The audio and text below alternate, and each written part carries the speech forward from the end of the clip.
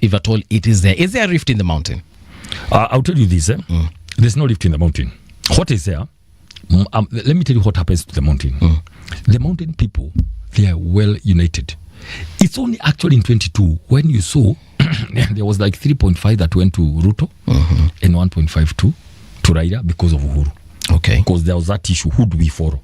Do we follow our exiting president who is giving us the election to vote somebody else, or do we follow Ruto, who Mount Kenya felt he was betrayed? So that's why you saw. But in the other times, if you look from the year 2002, right, it's 10%. They vote once. They vote one voice. A bit of 10% to the opposition, to the other side rather. But let me tell you what happened in 1982-87, so they can start from there. Okay. And I thank God for people like Rinjiro. It's good to have elders among you because they tell you things nobody else would have told you. Okay. That thing would have gone like that. Nobody ever wrote about it. That the state then decided to go and prop up Matiba. Went and printed posters for him. Mobilized people, literally buses, so that Matiba can see he has people, so that the state could divide the vote between Kibaki and Matiba. He said it. It's on record. I like that. So what the system today is trying to do is exactly that. Something similar. Divide the vote for Mount Kenya. It's all about perception. The issue of East, the issue of West, and then county by county. They are trying that issue in Nakuru, where I come from. That you see Nakuru, you are not in Mount Kenya, Now you are in Rift Valley. So your politics should be about Nakuru. Yeah. And the leaders are talking about it. And I'm like, you don't have to tell people where they belong. They know. So people, what am I saying? 2002, people vote 91. So I'll tell you what happens so that we can understand now. 9th of March 2018, during the handshake between the former President Uhuru Kenyatta and Raila Odinga. I will tell you this because I was active politically. That's the day I knew that Mount Kenya will vote for William Ruto because of the perceived betrayal. Uhuru didn't tell Mount Kenya what is wrong with Ruto. Okay. Yet people, Mount Kenya know that 2013, 2017, it is Ruto who campaigned for Uhuru in Mount Kenya. So that betrayal stuck. And I can tell you that's the day I knew many people will vote for Ruto because of that issue. And there was no explanation why you have decided to betray Ruto for Raila. Right? Okay. So a lot of things happen in Mount Kenya because we have one son here, Uhuru Kenyatta, who is trying to tell us Raila, and we have Ruto here, who people felt he was betrayed. And you know what happened. Now let me tell you this. The moment Rigathi Gachagua was impeached, the day he went down like this, under the circumstances that you and I know, right, a lot of contempt, a lot of all that kind of thing, that is the day I knew Mount Kenya, 95% will not give Ruto the votes. This time they will be combined. So we're talking about 6 to 7 million. You can ask me, well, other people when they went to school to do veterinary, teaching and everything, I went to school to do politics and government. Yes. That's what I analyze every day. I can tell you seated here. 95% of votes from Mount Kenya region, the kind of betrayal that they felt they suffered under the president, it is not forgivable. Even if you take sheep or anything, it's done. Like a done deal. That's why you see, the president is so mad because he discovered later he was conned by the people who told him, you must keep off Rigathi Gachagua. Do you know what he was asking them? What? I thought you told me what Mount Kenya wanted is a position of DP. Because they told him, what Mount Kenya wants, remove Gachagua, put Kidiki, it will be well. Of course, the people who wanted him removed. Yeah. But later, only later for him to come and discover, it's not about the position, it's a person. Mount Kenya follows a person. Let me tell you what happened. Kibaki was the president, right? Yeah. But Uhuru comes up in 2007. He says, no, I'm in Kanu. I want to vie. And he was told, excuse me, in Mount Kenya, you get a king at a time. So can you go call your NDC and declare support for Kibaki? That's what Uhuru did in 2007. So, and then he was told, you are next. Uhuru becomes next for 10 years, right? Yep. Then, right now, the political leader for Mount Kenya is Rigathi Gachagua. So, now, the people who impeached him went with the theory, what Mount Kenya wants is position number 2. Okay. So give it to Kidiki. It backfired. I can tell you to sit here. 95% of the votes, by the way, Mount Kenya, they don't do madamano, they don't do stones, okay? They don't burn buildings. Yeah. They are busy people. So what they did, they just decided, so you come to us, we leave our son, Uhuru Kenyatta, who told us to go for Raila. Yeah. He warned us about you, but we said no. Uhuru is a problem. Not you. You are a very good guy. Uhuru doesn't seem to like you. He after you helped him for 2 times, he doesn't want to be president. So we go with you. You come and sing our local churches. Right. You come and do harambes. Yep. You come and do all that. You come and cry in our churches. We have mercy on you. We vote for you. Then immediately you remove the guy we gave you. We give you a Shagwa. Yep. We knew with all his goods and what we gave you that guy to work with. So you come now, remove him after 1 year, and you are telling us you can still come and smile at us. Yep. Let me tell you what, that was the end of Mount Kenya and the president.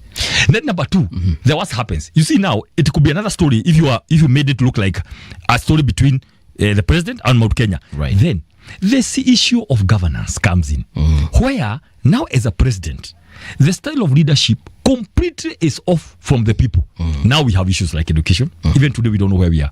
The issues of lecture strikes, the issues of SHA, the issues of public debt, the issues of these corruption issues, extrajudicial killings that now affect everybody across the country. So it becomes an issue. Not only does the president have a problem with Mount Kenya, right, but also the problem with the rest of the country because of historical issues, how he has managed the country for the last 3 years. What did you guys do in the media and elsewhere? You did a poll. Ruto at 3, 75% no. Yeah. A disapproval of 70 to 75%. Let me ask you, Daktari, had President Ruto chosen a different person to be DP, let's even say hypothetically for argument's sake, chosen someone like Honorable Dede Nyoro, do you think he would be having a favorable outcome as far as the polls are concerned in the mountain? I'll tell you this. If the president chose a different person from the word go and stuck with him, he would not have any problems. Okay. The problem is to try to use Gachagua to punch Uhuru, to get the Mount Kenya vote so he can become president, then drop him. Betrayal. What I'm talking about is after the impeachment. So Rigathi Gachagua has been impeached. Yes. President decides to replace Rigathi with someone like Dede Nyoro. Would he be having favorable polls? No, the same problem. Okay. Because you used Gachagua wrongly. Okay. The issue is politics of betrayal, deceit, and conmanship. Okay. That's the exact thing Ruto used to tell us. That he wants to remove politics of betrayal, deceit, how he was conned, according to him, by Uhuru Kenyatta. So he comes and conned us again, conned the whole region. So I'll tell you this. Now that you have mentioned, my good friend and brother Dede Nyoro. I mean, when I was government, I used to work with him around in budget. Okay. I'm going to push for things from the government. I'll tell you this. People are telling Dede Nyoro, you're one of the future leaders of this country, just like Uhuru was in 2007. Okay. But Dede, good as you are, national as you are, this time around, we are in a time of war, in quotes, in Mount Kenya. And in war, people have to come together. We have one leader at a time. So people are telling Dede Nyoro, you have a very bright future. But what you must do in 2027, you must come back home, join with the other people to fight this war. Then your place in history is secured. That's a message actually I'm delivering right now to my friend Honorable Dede Nyoro. That's what the people of Mount Kenya are saying. Peter Kenneth was once a very bright guy. High hopes. You miscalculate politics, you go. Now we're talking about lifts. Yes. I've explained to you properly about someone like our good friend Honorable Kahiga. He's being used, and that is going to happen a lot. You'll be called, given issues, you are going to become this weaponized. Fight Rigathi Gachagua in your place, especially now with someone like Kahiga. It's a big achievement in quotes for the state. But let me tell you, would you rather have Kahiga and a few leaders, elected leaders in Nyeri, or 90% of the people? Any day. So these battles he's trying will not work because the people are with it. The people are in the one-term movement. So look at our good friend Gathani Mushomba. She comes. She's in the opposition even when Legathi was in the office, and she's talking about coffee and all that. Legathi leaves. Then Gathani is like, I'm the one now to guide you on opposition politics. Yeah. So let me go get you a party. And Mshomba he wants to come and sell a party to Rigathi. And Rigathi refuses and goes on to register his own. Then she gets upset. Then she comes back and says, okay, fine. Then in that case, I have a party. Can you leave for me, Kiambu? DCP, no Kiambu. Let me handle Kiambu. I'm going to give my ticket to governor, senator, women rep. and I become the governor for Kiambu. Okay. Then this is how we are talking about one united mountain. And those are the personal issues you see with people like Wamushomba. Personal issues. You cannot bring personal issues in such a serious issue. Our friend Ngojiru Abogo, I just spoke about him. I'm just talking now about this perceived belief in the mountain. Just to tell you, there is none. There's a few leaders who are being used to try to cause confusion. Can I go back to my point? It's one leader at a time. Nobody disputes right now the political leader who has the people. And you see what the president was trying to do, crash it with Kidiki. To show Kidiki is a deputy president, he's a senior. The same crash that unfortunately Moi used. Okay. Moi would put together two people from the same county, from the same region to fight. That's exactly what is happening today. So please, Kenyans, when you see these things, don't be shocked. Just try to know. Let's be stick to one thing. We have one formation. Yeah. Why? We were conned out of going to government without a party. Right now, what we want is to have a party.